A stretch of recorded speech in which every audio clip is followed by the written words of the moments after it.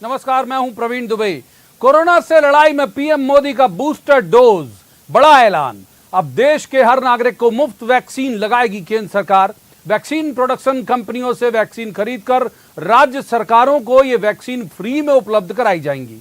21 जून से पूरे देश में एक साथ मुफ्त टीकाकरण की शुरुआत होगी। पीएम मोदी का यह ऐलान उस समय आया जब वैक्सीन के संकट को लेकर गैर भाजपा शासित राज्यों से लगातार सवाल उठते रहे हैं और इसके लिए केंद्र सरकार को दोषी ठहराया जाता रहा। राज्यों की तरफ से किए गए ग्लोबल टेंडर पर भी संकट के बादल थे। पीएम मोदी ने आज स्पष्ट किया कि अब तक देश में 23 करोड़ डोज दी जा चुकी है और 7 कंपनियों की भागीदारी के साथ देश में वैक्सीन सप्लाई अब तेजी से बढ़ाई जाएगी। पीएम मोदी ने पिछली सरकारों को लेकर भी इशारों में कहा कि पहले दूसरे देशों से वैक्सीन लेने में दशकों लग जाते थे, अब साल भर के भीतर ही देश का अपना मेड इन इंडिया वैक्सीन तैयार हो गया। कोरोना से निपटने पिछले 1.25 साल में नया हेल्थ इंफ्रास्ट्रक्चर भी तैयार किया गया। सेहत के टीके के बाद दूसरी बड़ी फिक्र 2 वक्त की रोटी की गारंटी। तो पीएम मोदी ने दूसरा बड़ा ऐलान प्रधानमंत्री गरीब कल्याण अन्न योजना को लेकर किया और कहा कि ये योजना अब दिवाली तक जारी रहेगी। यानी इस योजना के दायरे में आने वाले हर व्यक्ति को अब दीपावली तक मुफ्त अनाज मिल सकेगा। कोरोना संकट के समय में केंद्र सरकार की तरफ से राज्यों को मुफ्त वैक्सीन देने के फैसले के साथ क्या राज्यों में कोरोना की लड़ाई को और धार मिलेगी? क्या रफ्तार पकड़ सकेंगे राज्यों के वैक्सीनेशन प्रोग्राम? सवाल देश की सेहत का है और भी हैं बहुत सारे सवाल। एक खास पैनल हमारे साथ मौजूद होगा जिससे हम कहेंगे जवाब तो देना होगा, लेकिन पहले आपको दिखाते हैं एक रिपोर्ट। देखिए,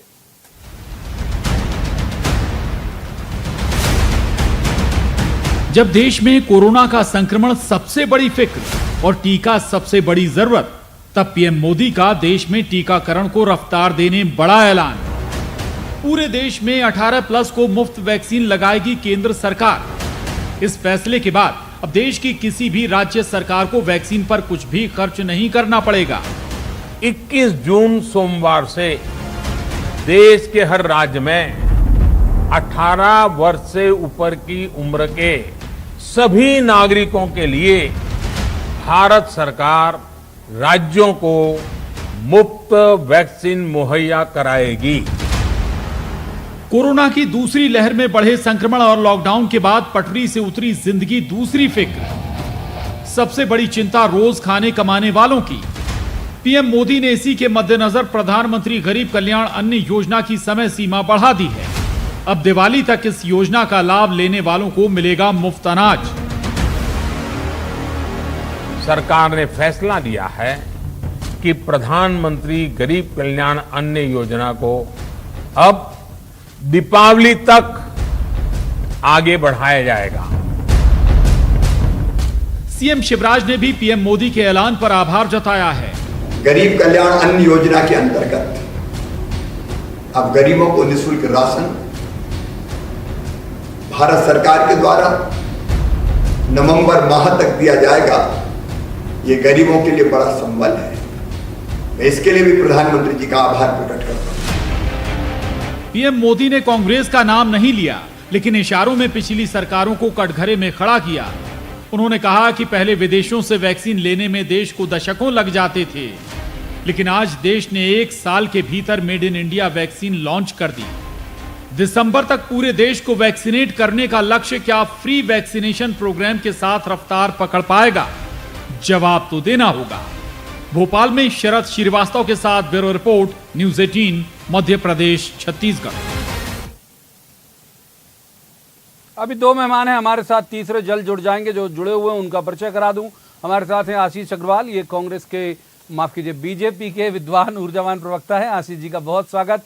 और दूसरे मेहमान हैं दिनेश गुप्ता, पत्रकारिता का बहुत चर्चित चेहरा है, बहुत अच्छे राजनीतिक विश्लेषक हैं। दिनेश जी का भी स्वागत है। शुरुआत करेंगे बजाय पॉलिटिकल गेस्ट के दिनेश जी से।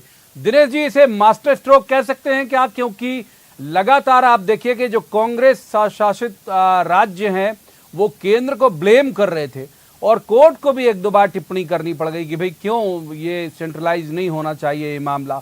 तो अब तो सियासत का, वैक्सीनेशन को लेकर खास तौर पर सियासत का मुद्दा ही खत्म कर दिया पीएम ने। लेकिन जो मैं समझ पाया हूं,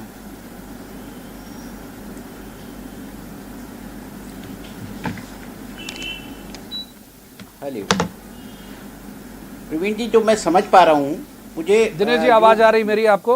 ये दो महत्वपूर्ण जी। विषयों पर जो घोषणा की, बिल्कुल बिल्कुल प्रवीण जी, अब आपकी आवाज बहुत क्लियर है।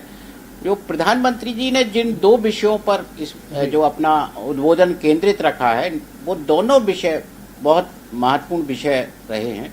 जो खासकर जो गरीब कल्याण की जो योजना है, गरीब कल्याण का जो खाद्यान्न है, हमने देखा था कि पिछला जो फेज था, फर्स्ट जो फेज था कोरोना का, जिसमें भी जो है इस तरह की योजना सरकार लाई थी और ये इससे लोगों को बहुत राहत मिली थी। क्योंकि हमारा जो पुराना अनुभव ये रहा है कि जैसे भी जब भी लॉकडाउन होता है तो इससे सबसे ज़्यादा जो पीड़ित वर्ग होता है वो निम्न वर्ग होता है, मजदूर तबका होता है, जिसका काम धंधा पूरी तरह से प्रभावित होता है और उसके सामने रोजी रोटी का बड़ा संकट खड़ा होता है। जब अनलॉक की स्थितियां होती हैं तो धीरे धीरे जब अनलॉक होता है, लेकिन जो इंफ्रास्ट्रक्चर सेक्टर है या दूसरी जगह हैं, वहाँ जो है कामकाज इतनी तेजी से गति नहीं पकड़ पाता है। तो निश्चित तौर पर जो गरीब कल्याण अन्न योजना है वो उससे जो एक बड़े वर्ग को जो फायदा होगा और ये लंबे समय तक चलेगी, दिवाली तक 4-5 महीने का समय है, तो जो निम्न वर्ग है जो उसको जो एक काफ़ी सपोर्ट इस स्कीम से मिलेगा। और ये एक ऐसी स्कीम है जो कम से कम आदमी को जो है एक उसके जो बहुत व्यवहारिक जिसे कहते हैं ना, इस तरह की जो स्कीम होती है जो पीडीएस के जरिए चलती है, और इसमें केवल महत्वपूर्ण ये रहता है कि जो राज्यों की जिम्मेदारी है कि उपभोक्ता तक, जो गरीब वर्ग तक इसका लाभ ठीक से मिल जाए। ठीक बात है। एक बार जेपी धनोपिया तीसरे मेहमान हमारे साथ जुड़ गए, कांग्रेस के वरिष्ठ